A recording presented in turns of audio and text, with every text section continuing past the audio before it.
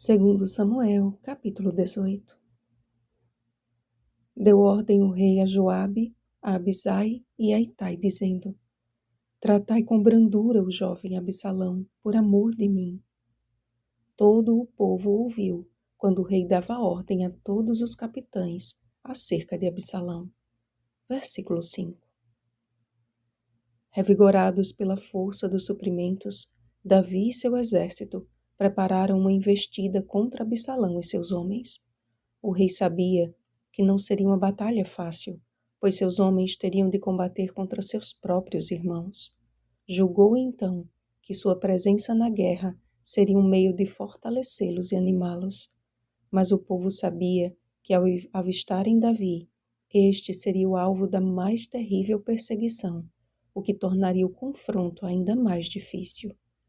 Davi, porém, tinha outro interesse em acompanhar o povo: garantir a vida de Absalão. Ainda que acatando com a vontade do povo, suas últimas palavras antes de partirem foram ditas a todos como uma ordem real e um apelo paterno. Tratai com brandura o jovem Absalão, por amor de mim. Davi apelou ao coração do povo. Se vocês me amam, se me consideram, então preservem a vida de meu filho. Todo o povo ouviu o comovente apelo do rei e pai, que não via a hora daquele pesadelo acabar. Mesmo sendo um homem acostumado à guerra, nunca imaginou ter que dar voz de batalha contra seus próprios irmãos, nem tampouco contra seu próprio filho. Contudo, acima do amor de Davi por Absalão, estava o amor do Senhor por Israel. Absalão havia se tornado obstinado em sua ambição de assumir o trono de Israel, e mesmo que não fosse a vontade de Deus que ele tivesse uma morte tão cruel, Absalão teve de colher o que ele mesmo buscou, e jamais poderia assumir o lugar que o Senhor havia destinado ao seu escolhido. Disso dependia o futuro de Israel e da linhagem da qual descenderia o verdadeiro e divino Rei vindouro. Há um inimigo ao nosso redor, pronto a romper o nosso coração com seus dardos fatais. Aproveitando-se da fragilidade humana, suas tentações têm consumido a vida de muitos, que, entrando no bosque encantado de seus enganos, ficam presos pela cabeça através de ideologias e filosofias demoníacas, que, se não abandonadas de pronto, tornam-se ensiladas para a morte.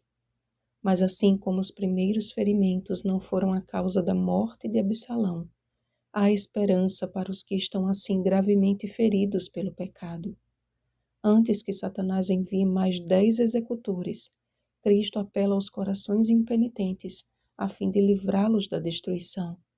Aquele que ficou completamente preso ao madeiro, clama aos filhos dos homens de toda parte para que se arrependam de seus pecados e preparem-se para o reino de eterna paz que ele já nos garantiu. Regadas a lágrimas, as comoventes palavras de Davi puderam ser ouvidas por todos.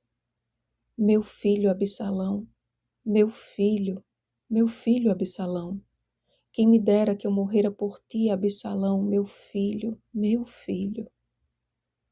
O mundo, porém, não pôde ouvir o choro e o clamor do Pai Celestial quando seu único filho foi morto pelos nossos pecados. As trevas daquele dia, o terremoto que sacudiu as estruturas de Jerusalém, o véu do santuário rasgado de alto a baixo, a ferida no corpo do Salvador a verter sangue e água, foram pequenas demonstrações da insuperável dor no coração de Deus. Enquanto 10 homens executaram um maligno propósito de matar Absalão, 12 legiões de anjos estavam prontas a obedecer a uma só palavra de Cristo e tirar-lhe da ignomínia da cruz, caso ele pedisse. Leia Mateus capítulo 26, versículo 53. A palavra evangelho, amados, significa boas novas, boas notícias. Como Davi almejou ouvir boas novas, Como ele desejou ouvir boas notícias.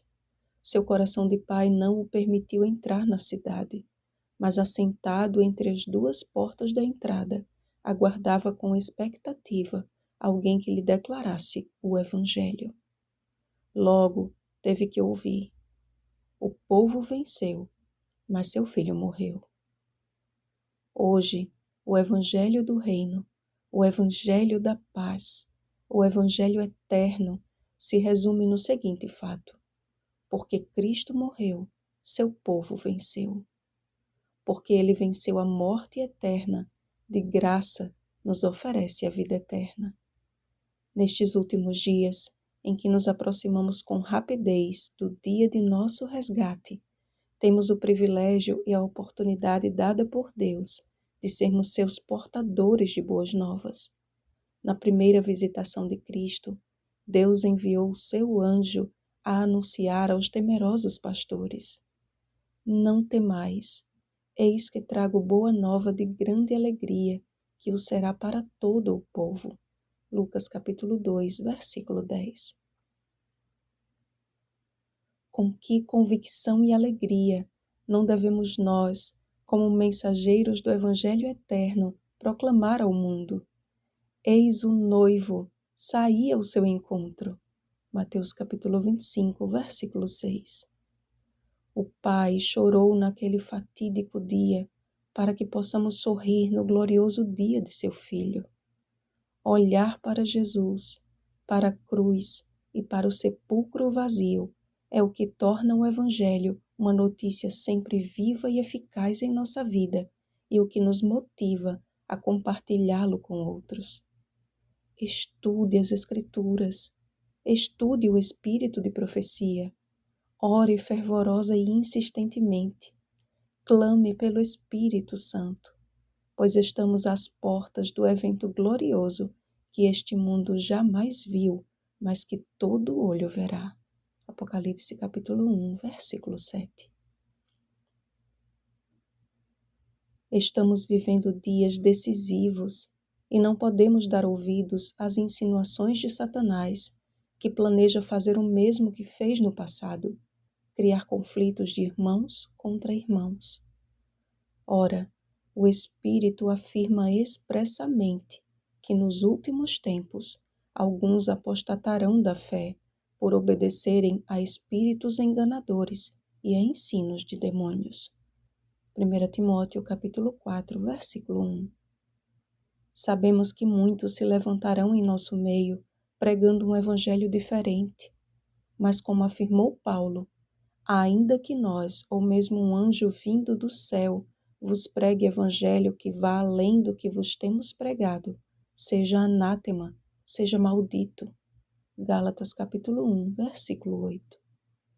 Portanto, meus amados irmãos, cumpre-nos mais do que nunca atentarmos para o que está escrito. Não abandoneis, portanto, a vossa confiança. Ela tem grande galardão. Com efeito, tendes necessidade de perseverança, para que, havendo feito a vontade de Deus, alcanceis a promessa. Porque ainda dentro de pouco tempo, aquele que vem virá e não tardará. Hebreus capítulo 10, versículos 35 ao 37. Vigiemos e oremos. Bom dia, portadores de boas novas. Rosana Garcia Barros.